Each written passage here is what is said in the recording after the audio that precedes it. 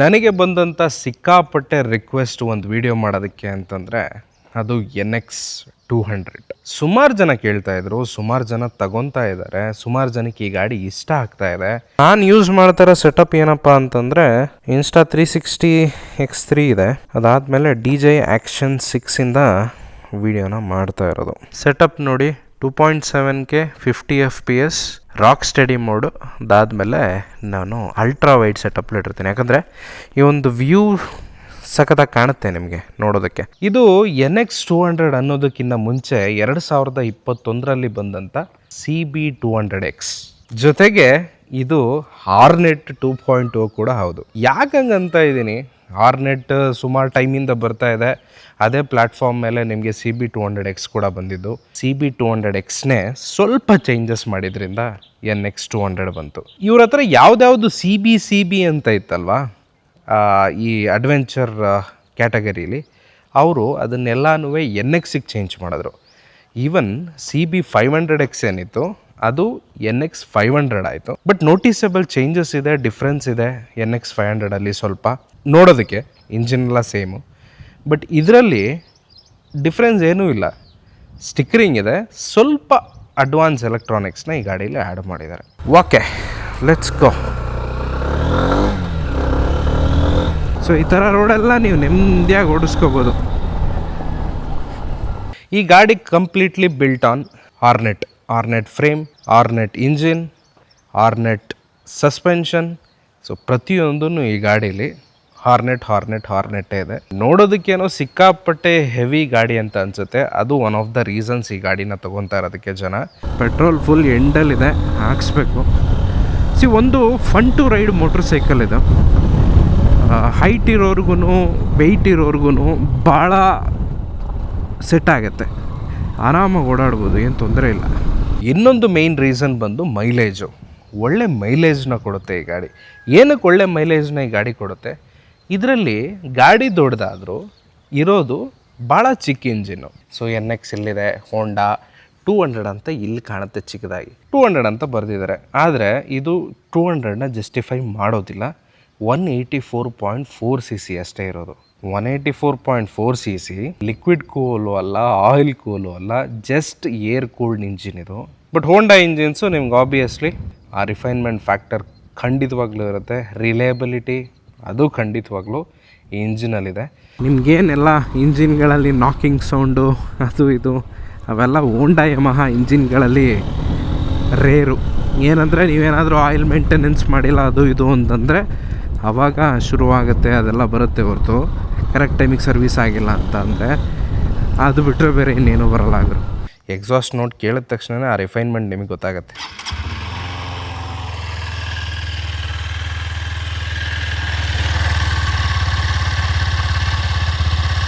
ಕೇಳಿಸ್ತಾ ಇದೆಯಾ ಎಷ್ಟು ರಿಫೈನ್ ಆಗಿದೆ ಇಂಜಿನು ಅಂತಂದರೆ? ಎಕ್ಸಾಸ್ಟ್ ನೋಟ್ ಕೂಡ ಕೇಳಿಸ್ತೀವಿ.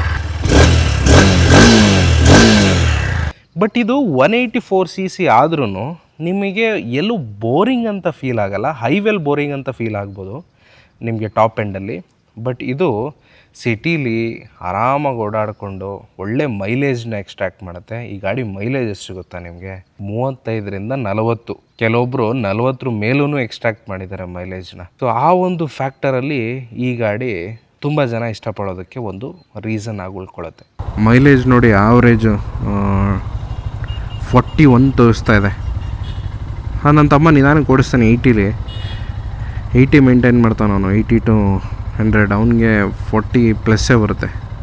ಇಂಜಿನ್ ಎಕ್ಸ್ಟ್ರಾಕ್ಟ್ ಮಾಡೋದು 17 bhp ಪವರು. ಅದಾದಮೇಲೆ 15.7 Nm ಟಾರ್ಕ್ ಸಿಗುತ್ತೆ. ಪವರ್ ಫಿಗರ್ಸ್ ವೈಸ್ ಹೋಗ್ತೀನಿ ಅಂತಂದರೆ ಈ ಗಾಡಿ ಭಾಳ ಅಂಡರ್ ಪವರ್ಡ್ ಅಂತ ನಿಮಗೆ ಕೇಳೋದಕ್ಕೆ ಅನಿಸಿದ್ರೆ, ಓಡಿಸೋದಕ್ಕೇನಂತ ಅಂಡರ್ ಪವರ್ಡ್ ಅಂತ ನನಗೆ ಅನ್ನಿಸ್ತಾ ಇಲ್ಲ. ಇಂಜಿನಲ್ಲಿ ಆ ಪಂಚಿನೆಸ್ ಇದೆ, ಇಮಿಡಿಯೇಟು ನಿಮಗೆ ಪವರ್ನ ತಗೊಳುತ್ತೆ.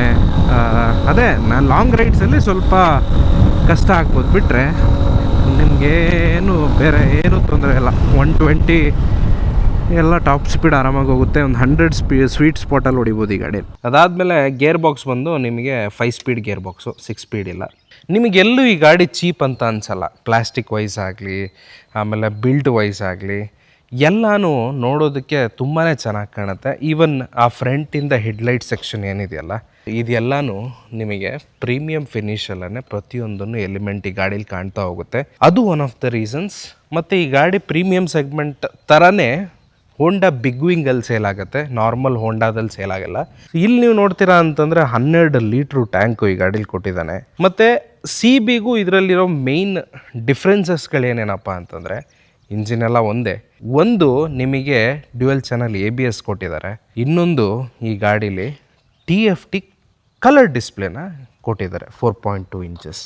ಸುಮಾರು ಬ್ರ್ಯಾಂಡ್ಗಳಲ್ಲಿ ಎಷ್ಟೊಂದು ದೊಡ್ಡ ಗಾಡಿಗಳಲ್ಲಿ ಕಲರ್ TFT ಸಿಗ್ತಾ ಇಲ್ಲ, ಈ ಗಾಡಿಗೆ ನಿಮ್ಗೆ ಕಲರ್ TFT ಸಿಗ್ತಾ ಇದೆ. ಸೊ TFTಲಿ ಏನೇನು ಇನ್ಫಾರ್ಮೇಷನ್ ಇದೆಯಪ್ಪ ಅಂತಂದರೆ, gear position indicator, fuel, RPM, ಇಕೋನ ಯಂತ್ರಲ್ಲಿ ಓಡಿಸ್ತಾ ಇದ್ದೀರಾ ಅನ್ನೋದನ್ನು ಇಲ್ಲಿ ತೋರಿಸುತ್ತೆ. ಸ್ಪೀಡ್ ಮೇಲೆ depend, average consumption, trip A B, odo, speedo, ಆಮೇಲೆ ಬ್ಲೂಟೂತ್ ಕನೆಕ್ಟಿವಿಟಿ ಕೂಡ ನಿಮಗಿಲ್ಲಿ ಆಪ್ಷನ್ಸ್ ಇದೆ.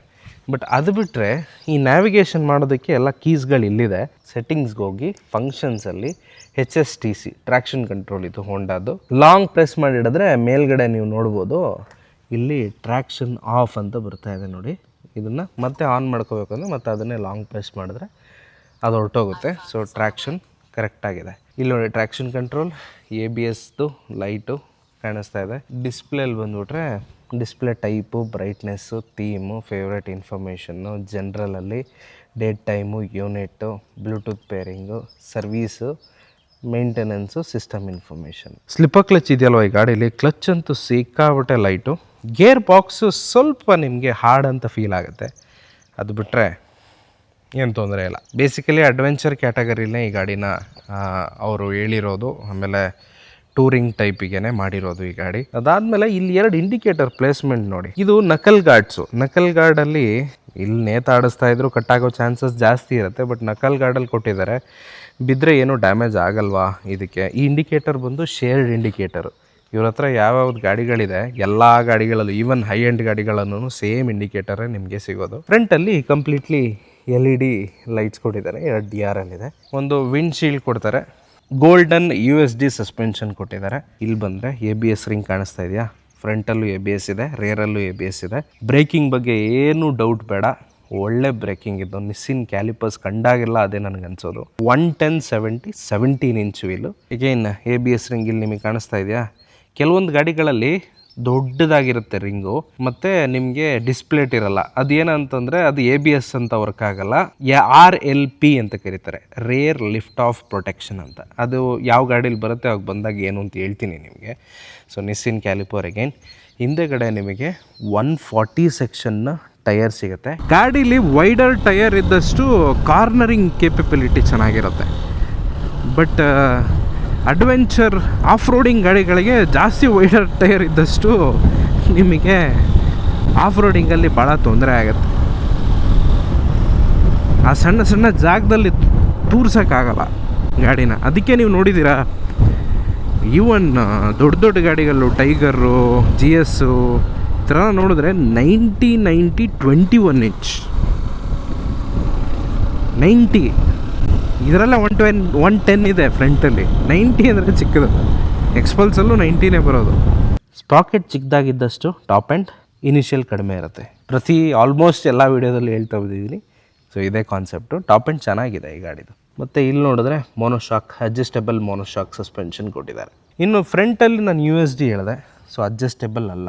ಒಂದು ಮಾಡಬಾರ್ದಾಗಿದ್ದಿದ್ದ ಕೆಲಸ ಇದೇನು ಮಾಡಿಬಿಟ್ಟಿದ್ದಾರೆ ಅಂತಂದರೆ ನೋಡಿ, ಸಸ್ಪೆನ್ಷನ್ ಎಷ್ಟು ಕೆಳಗಡೆ ಇದೆ, ಅಲ್ಲಿಂದ ರೈಸರ್ ಎಷ್ಟು ಮೇಲ್ಗಡೆ ಇದೆ. ಸೊ ಸುಮಾರು ಅಡ್ವೆಂಚರ್ ಗಾಡಿಗಳಲ್ಲಿ ನೀವು ನೋಡಿದ್ರೆ ಸಸ್ಪೆನ್ಷನ್ ಸೆಟಪ್ಪೇನೆ ಮೇಲಿರಬೇಕು, ಇಲ್ಲಿ ತನಕ ಇರಬೇಕು ಮಿನಿಮಮ್ ಅಂದರು. ಇಷ್ಟಿಂದ ಮೇಲಕ್ಕೆ ಅದು ಹ್ಯಾಂಡಲ್ ಬಾರ್ ಕೂತ್ಕೊಳ್ಳೋದಕ್ಕೆ ಜಾಗ ಇರಬೇಕು. ಇಲ್ಲಿ ನೋಡಿದ್ರೆ ಇಲ್ಲಿಂದ ಇಲ್ಲಿ ತನಕ ದಿಸ್ ಇಸ್ ನಾಟ್ ರೈಟ್. ಇದನ್ನು ನಾವು ಹೋಂಡಾದಿಂದ ಎಕ್ಸ್ಪೆಕ್ಟ್ ಮಾಡಿರಲಿಲ್ಲ. ಇದಾಗಿರೋದ್ರಿಂದ ಏನಾಗ್ತಾ ಇದೆ ಅಂತಂದರೆ ಸಸ್ಪೆನ್ಷನ್ನು ಬಾಟಮ್ ಔಟ್ ಆಗ್ತಾ ಇದೆ ಜಾಸ್ತಿ. ಅದು ನನಗೆಲ್ಲೋ ಇಷ್ಟ ಆಗಲಿಲ್ಲ ಈ ಗಾಡೀಲಿ. ಫ್ರಂಟ್ ಅಷ್ಟು ರೆಸ್ಪಾನ್ಸ್ ಇಲ್ಲ ಸಸ್ಪೆನ್ಷನ್ದು, ಒಂಥರ ಬಾಟಮ್ ಔಟ್ ಆದಂಗೆ ಆಗ್ಬಿಡುತ್ತೆ. ಯಾಕಂದರೆ ನಿಮಗೆ ಸಸ್ಪೆನ್ಷನ್ ಲೆಂತ್ ಇಲ್ಲ.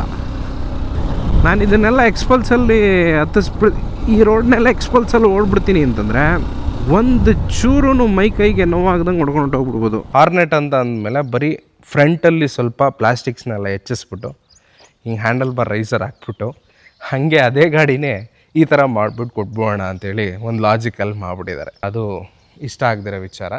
ಇನ್ನು ಈ ಗಾಡಿದು ಆನ್ ರೋಡ್ ಪ್ರೈಸ್ ಬಂದು 2,06,000 ರೂಪಾಯಿ ಇದೆ. ಇನ್ನೊಂದು 15,000 ರೂಪಾಯಿ ಜಾಸ್ತಿ ಹಾಕಿದ್ರೆ ಎಕ್ಸ್ಪಲ್ಸ್ 210 ಬರುತ್ತೆ. ಸೊ ಎಕ್ಸ್ಪಲ್ಸಲ್ಲಿ ಏನಪ್ಪ ಅಂತಂದರೆ ಸ್ವಲ್ಪ ಬಿಗರ್ ಇಂಜಿನ್ನು, ಮೈಲೇಜ್ ಇಲ್ಲ, ಆಮೇಲೆ ಟ್ಯೂಬ್ಲೆಸ್ ಟಯರ್ ಇಲ್ಲ. ಯಾರಿಗೆ ಅದು ಆಫ್ ರೋಡಿಂಗಿಗೆ ಫೋಕಸ್ ಆಗಿ ಬೇಡವೋ ಅವ್ರಿಗೆ ಆ ಗಾಡಿ ಅವಶ್ಯಕತೆ ಇರಲ್ಲ. ನಮ್ಮನೆ ಗಾಡಿ, ನನ್ನ ತಮ್ಮ ಓಡಾಡ್ತಾನೆ, ಇದು ಪ್ರತಿ ವಾರ ಬೆಂಗಳೂರಿಗೆ ಹೋಗ್ಬಿಟ್ಟು ಬರುತ್ತೆ. ಸ್ವಲ್ಪ ನಾನು ಹೆವಿ ಇದ್ದೀನಿ, ನನಗೆ ಬೇರೆ ಗಾಡಿಗಳು ಸೂಟ್ ಆಗಲ್ಲ. ಸ್ವಲ್ಪ ಹೆವಿ ಟೈಪ್ ಕಾಣೋವಂಥ ಗಾಡಿ ಜೊತೆ ನಮಗೆ ಚಿಕ್ಕ ಇಂಜಿನ್ನು ಒಳ್ಳೆ ಮೈಲೇಜ್ ಬೇಕಿರೋ ಗಾಡಿ ಅಂತಂದರೆ ನನಗೆ ಸದ್ಯಕ್ಕೆ 2 ಲಕ್ಷ ರೇಂಜಲ್ಲಿ ಈ ಗಾಡಿ ಬಿಟ್ಟರೆ ಬೇರೆ ಯಾವುದು ಕಾಣಿಸ್ತಾ ಇಲ್ಲ. ನನಗಂತೂ ಮಜಾ ಅನಿಸುತ್ತೆ ಸಿಟಿಲಿ ಓಡಾಡೋದಕ್ಕೆ ಈ ಗಾಡಿನೇ, ಬಟ್ ಹೈವೇಲಿ ಓಡಾಡೋದಕ್ಕೆ ಅಷ್ಟು ಮಜಾ ಅಂತ ಅನಿಸಲ್ಲ. ಇದು ಸಿಟಿಲಿ ಓಡಾಡೋಕ್ಕೆ ಚಿಂದಿ ನೆಮ್ಮದಿ. ಚೆನ್ನಾಗಿದೆ, USDs ಕೊಟ್ಟಿದ್ದಾನೆ, ಕಂಫರ್ಟಬಲ್ ಆಗಿದೆ ಗಾಡಿ ಓಡಾಡೋದಕ್ಕೆ. ಏನಂತಂದರೆ ಓನ್ಲಿ ಚಿಕ್ಕ ಇಂಜಿನ್ನು, ದೊಡ್ಡ ಇಂಜಿನ್ ಓಡಿಸ್ತಾ ಇರೋರಿಗೆ ಚಿಕ್ಕ ಇಂಜಿನ್ನು ಅಂತ ಅನಿಸುತ್ತೆ. ಬಟ್ ಇವರೇನಿದೆ 200cc ಕಂಪ್ಲೀಟಾಗಿ 200cc ಕೊಟ್ಬಿಟ್ಟು ಒಂದು 20 bhpನ ಕ್ರಾಸ್ ಮಾಡಿದಿದ್ರೆ, ಅದಾದಮೇಲೆ ಅದೊಂದು ಸೆಟಪ್ಪು, ಸಸ್ಪೆನ್ಷನ್ ಸೆಟಪ್ಪು ನಾನು ಹೇಳ್ದಂಗೆ ಚೇಂಜಸ್ ಮಾಡಿದಿದ್ರೆ one of the best in the class ಗಾಡೀಸ್ ಆಗಿಬಿಟ್ಟಿರೋದು ಇದು. 2 ಲಕ್ಷ ರೇಂಜಲ್ಲಿ ಈ ಗಾಡಿ ಕೂಡ ಒಳ್ಳೆ ಫೀಲ್ನ ಕೊಟ್ಟಿದೆ. ಅದಾದಮೇಲೆ ಸ್ವಲ್ಪ ಟೈಮ್ ತೊಗೊಂಡಿದ್ದ ಕಾರಣ ನಮ್ಮ ಗಾಡಿ ಡೀಟೇಲ್ಸ್ನ ನಿಮಗೆ ತಿಳಿಸುವಾಗ ಕಂಪ್ಲೀಟ್ ಇನ್ಫಾರ್ಮೇಷನ್ ಕೊಡಬೇಕು ಗಾಡಿದು. ಅದಾದಮೇಲೆ ಟ್ರಯಲ್ ಆ್ಯಂಡ್ ಟೆಸ್ಟೆಡ್ ಮಾಡಿ ಏನೇನು ಪ್ರಾಬ್ಲಮ್ಸ್ ಇದೆ ಅನ್ನೋದನ್ನು ನಿಮ್ಗೆ ಹೇಳಬೇಕು ಅನ್ನೋ ರೀಸನಿಂದ ಈ ವಿಡಿಯೋಸ್ಗಳು ಸ್ವಲ್ಪ ನಮ್ಮ ಗಾಡಿ ಆದರೆ ಲೇಟ್ ಆಗ್ತಾ ಹೋಗುತ್ತೆ. ಸೊ ಅದಕ್ಕೋಸ್ಕರ ಇದು ಕೂಡ ಲೇಟ್ ಆಗಿದೆ. ನಿಮಗೆ ಈ ವಿಡಿಯೋ ಇಷ್ಟ ಆಗಿದೆ ಅಂತ ಅನ್ಕೊತ ನಾನು ಈ ವಿಡಿಯೋನ ಇಲ್ಲಿಗೆ ಮುಗಿಸ್ತಾ ಇದ್ದೀನಿ. ಏನಾದರೂ ಕ್ವಶನ್ಸ್ ಇದ್ದರೆ, ಏನಾದರೂ ಹೇಳೋದಿದ್ದರೆ ಕಮೆಂಟಲ್ಲಿ ತಿಳಿಸಿ. ಮುಂದಿನ ವಿಡಿಯೋದಲ್ಲಿ ಆದಷ್ಟು ಬೇಗ ಸಿಕ್ಬಿಡ್ತೀನಿ.